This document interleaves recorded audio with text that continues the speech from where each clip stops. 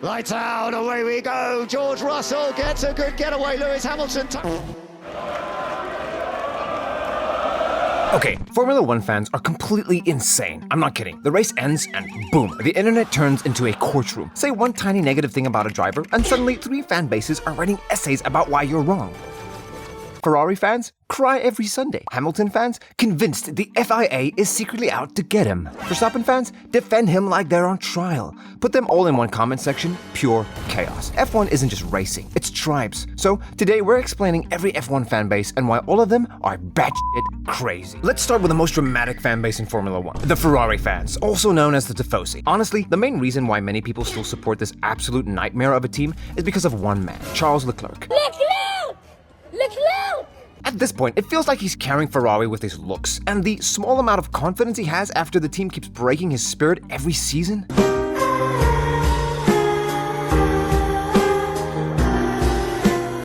Now, let's talk about Ferrari fans themselves. After careful observation, I've discovered they run into something called FPA, the Ferrari Panic Algorithm. This activates whenever Ferrari makes a small mistake. A pit stop is 1 second slow, panic. A bad strategy call, panic. The championship slipping away, total meltdown. And somehow this happens every single year. Ferrari fans also come with the DLD kit, which stands for devastated, loyal, and dramatic. Because supporting Ferrari means believing this is finally the year while also thinking the universe is trying to ruin them. If you ever see someone sitting quietly whispering like a maniac about tire strategies and pit stops, that's probably a Ferrari fan. And they've likely been suffering like this since the 1950s. Ferrari fans aren't just watching a race, they're living through an emotional roller coaster every weekend. And somehow, no matter how painful it gets, they always come back for the next race. Being brutally honest, the only thing that really worries me is what the team might do to Lewis Hamilton. My goat already looks a little stressed with a receding hairline. Encara Messi. If he stays at Ferrari long enough, we might see him lose all his hair. Ferrari fans are honestly unhinged. Supporting Ferrari clearly requires a special level of patience, or maybe a special place in hell. Thank you. Thank you, boss. But the next fan base deserves to be demolished. So buckle up and maybe take some antidepressants, because now we're diving into Lewis Hamilton fans, also known as Team LH First, the chill ones. These are the normal fans. They cheer for Lewis, laugh at his interviews, celebrate his wins, and enjoy F1 without starting a civil war on the internet. Honestly, they're fun and probably the most peaceful part of the fandom. But then there's the hardcore group, the ones people call the LH cult. These fans are completely obsessed. They live, breathe, and probably dream about Hamilton driving a gold Mercedes. Like, man, even dreams have limits. Anyways, their daily routine? Absolute shit. 8 hours of complaining about unfair rules and conspiracies. Come from nothing to what he is now, he's a legend. 6 hours of explaining online that Lewis is the GOAT, basically the master of speed itself. 2 hours crying over the lost 8th championship. 2 more hours doing spiritual rituals hoping the universe finally gives him the perfect race result. And somehow, in the middle of all of that, they still have time to analyze Max Verstappen's every move and argue with anyone online questioning Hamilton's greatness. They don't just support a drive, they live the Lewis Hamilton experience every single day. Loud, dramatic, slightly terrifying, but incredibly loyal. Being a Hamilton fan isn't just a hobby, it's a lifestyle. A full-time, slightly unhinged lifestyle. And if Hamilton fans are a full-time job, Max Verstappen fans are the type of diarrhea you can't escape. My dad never said I was going to be a champion. He was always the opposite. He would tell me I was going to be a truck driver or like a bus driver. Alright, Max Verstappen fans, holy shit. These people are insane, like bad crazy. They are loud, dramatic, and 100% convinced Max is a literal god of speed. Obsessed? Hell yes. Slightly terrifying? Absolutely. Impossible to ignore? 100%. Why do you love him so much?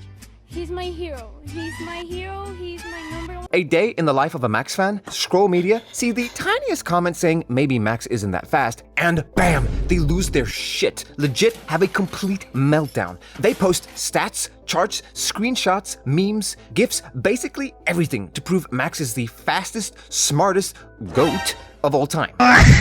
If Max wins, it's like Christmas, your birthday, and winning the lottery all at the same time. Memes are everywhere, group chats exploding, victory dances in the living room. But if Max crashes, spins, or has the tiniest technical problem, oh boy, prepare for drama, tears, rage, angry rants, and the universe personally betrayed him energy. No. Track temperature wrong? The FIA sabotaged him. Wind change direction? Obviously a conspiracy. A pit stop slows by a second? Catastrophe of the century. They argue with Hamilton fans, Ferrari fans, casual fans. Basically, anyone breathing near F1 gets dragged into their madness. Honestly, watching a Max fan in action is like watching a wife and husband fight when he's caught cheating. You scream, you laugh, and you somehow can't look away. They're relentless, dramatic, slightly unhinged, loyal as hell, and totally addictive. Max fans aren't just watching F1. They are F1, losing their over every little thing the track throws at them. And if you think that's wild, just wait until we meet the casual F1 fans, the ones who show up, scream, and disappear like ghosts. Sliding in next are the casual F1's fans, and oh man,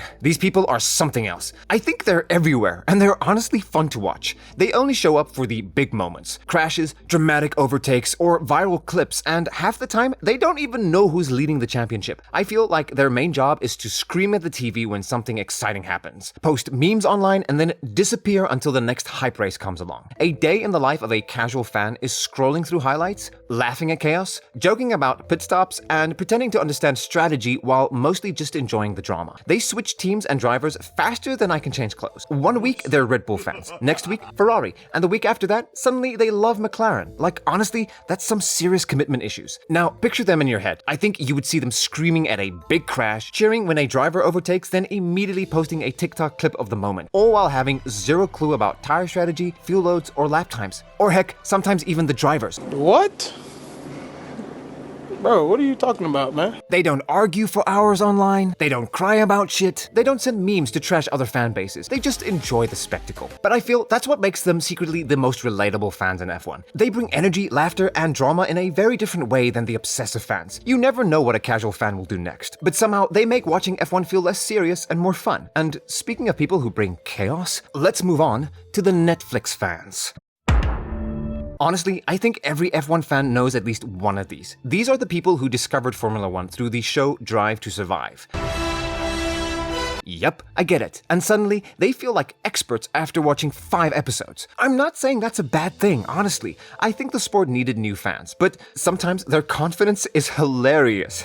A typical Netflix fan will talk about a team drama like it's a reality show instead of a sport. They'll say things like, "Oh my god, the tension between the drivers is insane," while the rest of us are just thinking about tire strategy. Picture them during a race. I think they're less focused on lap times and more focused on personalities. They care about who's mad at who said what in an interview, and which team boss looks stressed in the garage. If a race is calm with no drama, they get a little bored. But the moment 2 drivers argue or a radio message sounds angry, they're suddenly the happiest people on earth.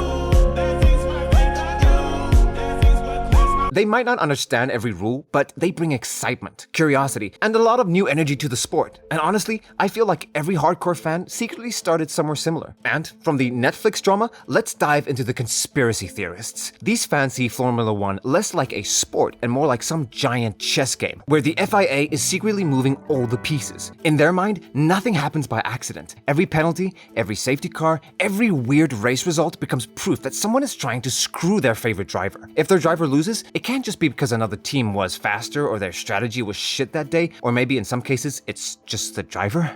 No. According to them, it has to be politics, bias, corruption, or some secret master plan happening behind the scene. Now, to be fair, like 20% of their trust issues seem to be valid because sometimes the FIA really does make decisions that leave everyone banging their heads at the wall. But conspiracy fans treat every race like they're detectives solving a crime. A safety car appears at the wrong time, suspicious as hell. Another team gets lucky with a pit stop timing, clearly planned. Their driver getting a penalty, that's it. The entire sport is rigged.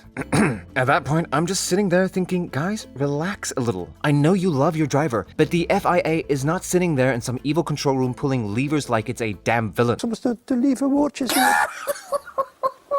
Sometimes racing is just chaotic. It's like a storm. Strategies go to shit, cars break down, and drivers make mistakes. Not every part is some secret plot. Sometimes it's just 20 cars going flat out and a lot of things going wrong at the same time. And speaking of the wrong, let's move to the most useless fan base to exist. And yes, I'm saying this from the depth of my heart, because next up we have the haters.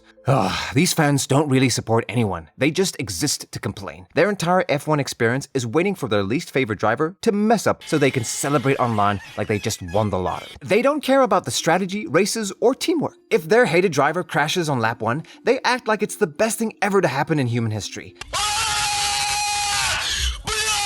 If the driver somehow wins, they spend the whole weekend shouting, complaining, and finding 100 reasons why it doesn't count. Honestly, I think these fans live for misery. Every radio message, every pit stop, every small mistake becomes a reason to get online and start hating. And the funniest part, they act like F1 personally owes them justice. I swear, half of them probably have a whiteboard at home tracking all the moves their hated driver has ever done. I know you love to hate, but chill. No one is paying attention to your personal vendetta against a guy driving a car at 200 miles per hour. Sometimes a crash is just a crash. This is the end.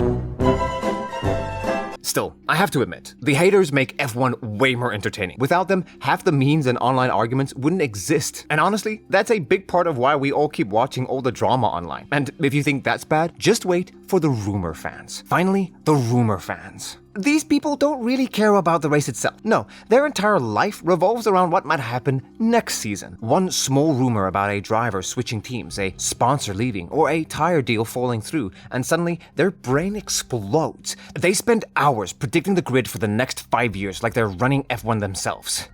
Honestly, it's kind of insane. They will argue about things that haven't even happened yet, get mad at journalists, start Twitter wars, and make spreadsheets tracking who might go where. Some of them even start rumors about drivers' personal lives. I even heard that Charles was getting back with his ex. Glad that didn't happen. Most of the time, like 90% of what they say is total bull.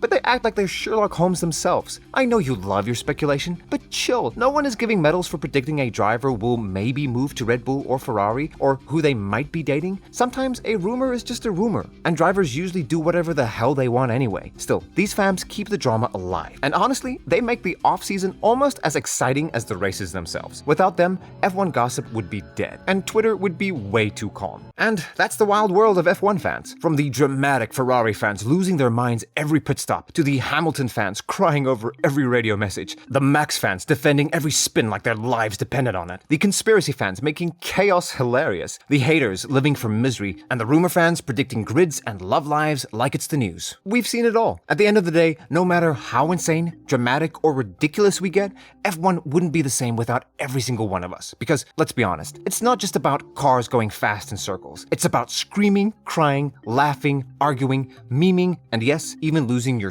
over the tiniest little thing. That's what makes being a fan worth it. So buckle up, grab your energy drinks, and get ready for the next race, because the fans are always going to make it 10 times crazier than the track itself. F1 isn't just a sport, it's a full-time emotional roller coaster, and we wouldn't have it any other way. Think you know Formula One? Think again. And hey, if you liked this video, make sure to check out our other video. Every F1 driver explained in 15 minutes. It's got all the drama, talent, and chaos you could ever want, wrapped up in one video.